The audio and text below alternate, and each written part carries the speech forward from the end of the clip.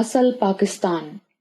ਪੰਜਾਬ ਦੀ ਉਹ ਕਹਾਣੀ ਜਿਹੜੀ ਅੱਜ ਤੱਕ ਕੁਝ ਲੋਕਾਂ ਨੇ ਨਾ ਸਮਝੇ ਵਿੱਚ ਤੇ ਅਕਸਰੀਅਤ ਨੇ ਬਦਨੀਅਤ ਵਿੱਚ ਬਿਆਨ ਨਹੀਂ ਕੀਤੀ, ਕਿਉਂਕਿ ਉਹ ਲੋਕ ਨਾ ਸਿਰਫ ਪੰਜਾਬ ਬਲਕਿ ਪਾਕਿਸਤਾਨ ਦੇ ਨਾਲ ਵੀ ਮੁਖਲਿਸ ਨਹੀਂ ਨੇ। 1947 ਵਿੱਚ ਜਦ ਪਾਕਿਸਤਾਨ ਬਣਿਆ ਤੇ ਪੰਜਾਬ ਦੀ ਤਰੀਹੀ ਜ਼ਮੀਨ ਦਾ 46% ਹਿੱਸਾ ਭਾਰਤ ਵੱਲ ਚਲਾ ਗਿਆ। 2 ਕਰੋੜ ਪੰਜਾਬੀਆਂ ਨੂੰ ਆਪਣਾ ਆਬਾਈ ਇਲਾਕਾ, ਆਪਣੀਆਂ ਜ਼ਮੀਨਾਂ, ਜਾਇਦਾਦਾਂ, ਹਵੇਲੀਆਂ, ਆਪਣੇ ਕਾਰੋਬਾਰ, ਆਪਣੇ ਢੋਰ ਡੰਗਰ ਤੇ ਸਭ ਤੋਂ ਵੱਧ ਗੱਲ ਆਪਣੇ ਅਜਦਾਦ, ਆਪਣੇ ਪੁਰਖਾਂ ਦੀਆਂ ਨਿਸ਼ਾਨੀਆਂ, ਉਹਨਾਂ ਦੀਆਂ ਕਬਰਾਂ ਨੂੰ ਛੱਡ ਕੇ ਹਿਜਰਤ ਕਰਨਾ ਪਈ। 20 ਲੱਖ ਪੰਜਾਬੀ ਅੰਗਰੇਜ਼ ਤੇ ਅੰਗਰੇਜ਼ਾਂ ਦੇ ਕੁੱਤਿਆਂ ਦੀ ਸ਼ੈਤਾਨੀ ਚਾਲਾਂ ਦੇ ਕਾਰਨ ਸ਼ਹੀਦ ਹੋ ਗਏ। ਪੂਰੇ ਹਿੰਦੁਸਤਾਨ ਵਿੱਚ ਪੰਜਾਬ ਤੇ ਬੰਗਾਲ ਹੀ ਉਹ ਹਿੱਤਾ ਸਨ ਜਿਸ ਨੂੰ ਅੰਗਰੇਜ਼ ਨੇ ਤਕਸੀਮ ਕੀਤਾ, ਪਰ ਤਕਸੀਮ ਦਾ ਜ਼ਿਆਦਾ ਘਾਟਾ ਪੰਜਾਬ ਨੂੰ ਹੋਇਆ। ਤਕਸੀਮ ਵੀ ਇੰਝ ਕੀਤਾ ਜਿਵੇਂ ਪੁੱਟੀ ਛੁਰੀ ਦੇ ਨਾਲ ਖੱਲ ਲਾਈ ਜਾਵੇ। ਇਹ ਸਭ ਉਸ ਰਿਆਸਤੀ ਜਬਰ ਦੀ ਬਦਤਰੀਨ ਮਿਸਾਲ ਸੀ ਜਿਸਨੇ ਪੰਜਾਬ ਦੇ ਦਰਿਆ ਪੰਜਾਬੀਆਂ ਦੇ ਲਹੂ ਦੇ ਨਾਲ ਲਾਲ ਕਰ ਦਿੱਤੇ। 20 ਲੱਖ ਪੰਜਾਬੀਆਂ ਨੇ ਆਪਣੇ ਖੂਨ ਦਾ ਨਜ਼ਰਾਨਾ ਦੇ ਕੇ ਪਾਕਿਸਤਾਨੀ ਪੰਜਾਬ ਦੀ ਬੁਨਿਆਦ ਰੱਖੀ, ਜਿਹੜੀ ਅੱਜ ਵੀ ਕਾਇਮ ਬਲਕਿ ਪਾਕਿਸਤਾਨ ਦੀ ਸਾਲਮੀਅਤ ਦੀ ਗਰੰਟੀ ਹੈ। ਅੰਗਰੇਜ਼ ਦੇ ਜ਼ੁਲਮ ਦਾ ਸਬਬ ਪੰਜਾਬੀਆਂ ਵੱਲੋਂ ਉਹ ਮਜ਼ਾਹਮਤ ਸੀ ਜਿਸ ਦੀ ਵਜ੍ਹਾ ਤੋਂ ਅੰਗਰੇਜ਼ ਪੰਜਾਬ ਤੇ ਸਿਰਫ 90 ਸਾਲ ਹਾਕਿਮ ਰਿਹਾ, ਜਦਕਿ ਬਾਕੀ ਹਿੰਦੁਸਤਾਨ ਤੇ ਅੰਗਰੇਜ਼ 200 ਸਾਲ ਤੇ ਬੰਗਾਲ ਤੇ ਇਸ ਤੋਂ ਵੀ ਕੁਝ ਚਿਰ ਵੱਧ ਹਾਕਿਮ ਰਿਹਾ। ਹਿੰਦੁਸਤਾਨ ਦੀ ਕਈ ਰਿਆਸਤਾਂ ਅੰਗਰੇਜ਼ ਦੀ ਬਾਜ਼ਗੁਜ਼ਾਰ ਸਨ, ਪਰ ਪੰਜਾਬੀਆਂ ਕਦੇ ਵੀ ਇਹ ਗੱਲ ਕਬੂਲ ਨਾ ਕੀਤੀ, ਬਲਕਿ ਆਖਰੀ ਦਮ ਤੱਕ ਤਲਵਾਰਾਂ ਨਿਆਮ ਤੋਂ ਬਾਹਰ ਰੱਖੀਆਂ। ਇਹੀ ਵਜ੍ਹਾ ਸੀ ਕਿ ਪੰਜਾਬ ਉਹ ਹਿੱਤਾ ਸੀ ਜਿਸ ਤੇ ਅੰਗਰੇਜ਼ ਸਭ ਤੋਂ ਆਖਿਰ ਤੇ ਕਾਬਜ਼ ਹੋ ਸਕਿਆ, ਤੇ ਉਹ ਵੀ ਗੱਦਾਰਾਂ ਦੀ ਵਜ੍ਹਾ ਤੋਂ।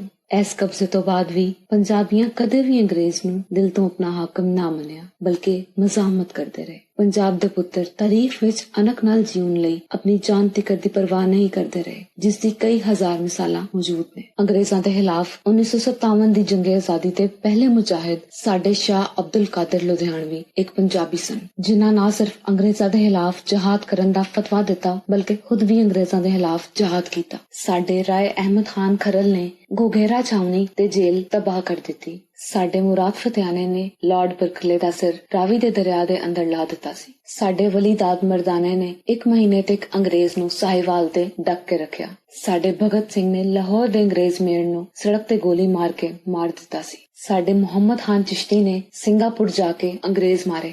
ਸਾਡਾ ਉਦਮ ਸਿੰਘ ਤੇ ਜਨਰਲ ਡਾਇਰ ਨੂੰ ਇੰਗਲੈਂਡ ਜਾ ਕੇ ਠੋਕ ਕੇ ਆਇਆ। ਸਾਡਾ ਨਾਦਰ ਕੁਰੈਸ਼ੀ ਜੰਗ ਵਿੱਚ ਲੜਿਆ ਤੇ ਕਾਲਾ ਪਾਣੀ ਸਜ਼ਾ ਕੱਟੀ। ਸਾਡੇ ਨੂਰ ਮੁਹੰਮਦ ਕਾਠੀਆ ਚਨਿਓਟ ਵਿੱਚ ਅੰਗਰੇਜ਼ਾਂ ਦੇ ਕਬਜ਼ੇ ਦੇ ਖਿਲਾਫ ਸ਼ਹਾਦਤ ਪਾਈ।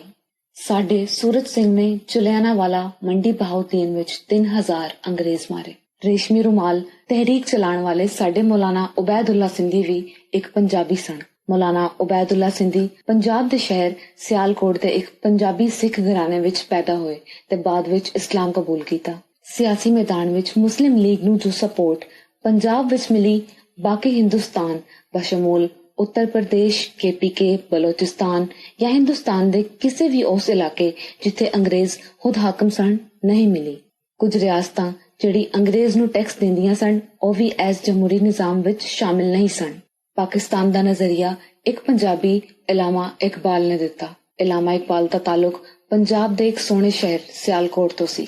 ਮੁਮਲਿਕਤ ਪਾਕਿਸਤਾਨ ਦਾ ਨਕਸ਼ਾ ਤੇ ਨਾਮ ਵੀ ਇੱਕ ਪੰਜਾਬੀ ਚੌਧਰੀ ਰਹਿਮਤ ਅਲੀ ਨੇ ਹੀ ਰੱਖਿਆ। ਮੌਲਾਨਾ ਜ਼ਫਰ ਅਲੀ ਖਾਨ, ਜਿਨ੍ਹਾਂ ਨੇ ਆਪਣੇ ਅਖਬਾਰ ਜ਼ਮੀਂਦਾਰ ਦੇ ਰਾਹੀਂ ਮੁਸਲਿਮ ਲੀਗ ਦਾ ਪੈਗਾਮ ਹਰ ਘਰ ਤੱਕ ਪਹੁੰਚਾਇਆ, ਉਹ ਵੀ ਵਜ਼ੀਰਾਬਾਦ ਦੇ ਇੱਕ ਪੰਜਾਬੀ ਸਨ। ਪਾਕਿਸਤਾਨ ਦਾ ਕੌਮੀ ਤਰਾਨਾ ਵੀ ਪੰਜਾਬ ਦੇ ਹੀ ਇੱਕ ਪੁੱਤਰ ਹਫੀਜ਼ ਜਲੰਧਰੀ ਨੇ ਲਿਖਿਆ। ਕਾਇਦੇ ਆਜ਼ਮ ਵੀ ਐਸ ਸਪੁੱਤ ਸਿੰਧੂ ਧਰਤੀ ਜਾਂ ਹੜੱਪਾ ਇੰਡਸ ਸਿਵਲਾਈਜੇਸ਼ਨ ਦੇ ਹੀ ਪੁੱਤਰ ਸਨ। ਕਾਇਦੇ ਆਜ਼ਮ ਦਾ ਤਾਲੁਕ ਸਿੰਧ ਦੇ ਇੱਕ ਸੋਹਣੇ ਤੇ ਸਾਹਿਲੀ ਸ਼ਹਿਰ ਕਰਾਚੀ ਤੋਂ ਸੀ। ਮੁਸਲਿਮ ਲੀਗ ਦੇ ਲਾਹੌਰ ਵਿੱਚ ਕਰਾਰਦਾਦੇ ਪਾਕਿਸਤਾਨ ਦੇ ਜਲਸੇ ਵਿੱਚ ਕਈ ਲੱਖ ਪੰਜਾਬੀਆਂ ਦੀ ਸ਼ਮੂਲੀਅਤ ਤੇ ਕਰਾਰਦਾਦ ਦੀ ਮਨਜ਼ੂਰੀ ਇਸ ਗੱਲ ਦੀ ਗਵਾਹ ਹੈ ਕਿ ਪੰਜਾਬੀ ਹੀ ਪਾਕਿਸਤਾਨ ਦੇ ਬਾਨੀ ਅਵਾਮ ਨੇ। ਮੁਸਲਿਮ ਲੀਗ ਇਸ ਤਰ੍ਹਾਂ ਦਾ ਜਲਸਾ ਲਾਹੌਰ ਤੋਂ ਇਲਾਵਾ ਹੋਰ ਕਿਧਰੇ ਨਾ ਕਰ ਸਕੀ। ਇਹਨਾਂ ਮੁਜਾਹਿਦਾਂ ਦੀ ਵਜ੍ਹਾ ਤੋਂ ਅੰਗਰੇਜ਼ ਸਖਤ ਅਜ਼ਾਬ ਵਿੱਚ ਮੁਬਤਲਾ ਹੋ ਗਿਆ ਤੇ ਉਸਨੇ ਇੱਕ ਮਕਰੂ ਅਮਲ ਦੇ ਜ਼ਰੀਏ ਪੰਜਾਬ ਦੀ ਵੰਡ ਇਸ ਤਰ੍ਹਾਂ ਕੀਤੀ ਜਿਸ ਦੀ ਮਿਸਾਲ ਬਾਕੀ ਹਿੰਦੁਸਤਾਨ ਵਿੱਚ ਨਹੀਂ ਮਿਲਦੀ। ਪੰਜਾਬੀਆਂ ਨੂੰ ਆਪਣੀ ਜ਼ਮੀਨ, ਮਾਲ ਮਵੇਸ਼ੀ, ਕਾਰੋਬਾਰ, ਰਿਸ਼ਤੇਦਾਰੀਆਂ ਸਭ ਛੱਡ ਕੇ ਹਿਜਰਤ ਕਰਨਾ ਪਈ ਤੇ ਇਹ ਪਾਕ ਵਤਨ ਵਜੂਦ ਵਿੱਚ ਆਇਆ। ਪਰ ਅੱਜ ਕੱਲ ਕੁਝ ਨਮਕ ਹਰਾਮ ਲੋਕ ਜਿਹੜੇ ਪਾਕਿਸਤਾਨ ਬਣਨ ਦੀ ਇਸ ਮੁਸ਼ਕਿਲ ਘੜੀ ਤੋਂ 3-4 ਸਾਲ ਬਾਅਦ ਹਵਾਈ ਜਹਾਜ਼ਾਂ ਜਾਂ ਰਾਜਸਥਾਨ ਤੋਂ ਟ੍ਰੇਨਾਂ ਦੇ ਜ਼ਰੀਏ ਬਿਹਤਰ ਜ਼ਿੰਦਗੀ ਤੇ ਰੋਜ਼ਗਾਰ ਦੀ ਤਲਾਸ਼ ਵਿੱਚ ਸਿੰਧ ਤੇ ਪੰਜਾਬ ਦੇ ਕੁਝ ਸ਼ਹਿਰਾਂ ਵਿੱਚ ਮੁੰਤਕਿਲ ਹੋਏ ਪਾਕਿਸਤਾਨ ਦੇ ਬਾਣੀ ਹੋਣ ਦੇ ਦਾਅਵੇਦਾਰ ਨੇ ਤੇ ਪੰਜਾਬੀਆਂ ਨੂੰ ਅੰਗਰੇਜ਼ ਦਾ ਵਫਾਦਾਰ ਕਹਿੰਦੇ ਨੇ। ਪੰਜਾਬ ਦੇ ਉਹ ਹਜ਼ਾਰਾਂ ਮੁਜਾਹਿਦ ਜਿਨ੍ਹਾਂ ਨੇ ਅੰਗਰੇਜ਼ ਨੂੰ ਲਲਕਾਰਿਆ ਗਿਣਵਾਏ ਜਾ ਸਕਦੇ ਨੇ, ਪਰ ਕੀ ਉਹਨਾਂ ਲੋਕਾਂ ਕੋਲ ਇੱਕ ਵੀ ਐਸਾ ਨਾਮ ਮੌਜੂਦ ਹੈ? ਬਿਲਕੁਲ ਨਹੀਂ। ਅੱਜ ਉਹ ਲੋਕ ਸਾਨੂੰ ਕਹਿੰਦੇ ਨੇ ਕਿ ਅਸੀਂ ਪਾਕਿਸਤਾਨ ਬਣਾਇਆ। ਇਸ ਤੇ ਸਾਡਾ ਸਵਾਲ ਹੈ ਕਿ ਫਿਰ ਪਾਕਿਸਤਾਨ ਵਿੱਚ ਉੱਤਰ ਪ੍ਰਦੇਸ਼ ਜਾਂ ਗੁਜਰਾਤ ਸ਼ਾਮਿਲ ਕਿਉਂ ਨਹੀਂ ਨੇ, ਜਦ ਕਿ ਪਾਕਿਸਤਾਨ ਵਿੱਚ ਪੰਜਾਬ ਤੇ ਸਿੰਧ ਸ਼ਾਮਿਲ ਨੇ, ਜੋ ਕਿ ਪੰਜਾਬੀਆਂ ਤੇ ਸਿੰਧੀਆਂ ਦੀ ਸਖਤ ਮਿਹਨਤ ਤੇ ਬੇਪਨਾਹ ਕੁਰਬਾਨੀਆਂ ਦੀ ਵਜ੍ਹਾ ਤੋਂ ਸ਼ਾਮਿਲ ਹੋਏ। ਗੱਲਾਂ ਕਰਨੀਆਂ, ਝੂਠ ਬੋਲਣਾ ਬਹੁਤ ਸੌਖਾ ਹੈ, ਪਰ ਅਮਲ ਕਰਨਾ, ਕੁਰਬਾਨੀ ਦੇਣੀ ਬਹੁਤ ਔਖਾ ਹੈ। ਇਹ ਜਿਸ ਤਨ ਨੂੰ ਲੱਗਦੀ ਹੈ ਉਹ ਤਨ ਜਾਣੇ। ਜੀਵੇ ਪੰਜਾਬੀ ਕੌਮ, ਜੀਵੇ ਪੰਜਾਬ, ਵਸੇ ਪਿਆਰਾ ਪਾਕਿਸਤਾਨ।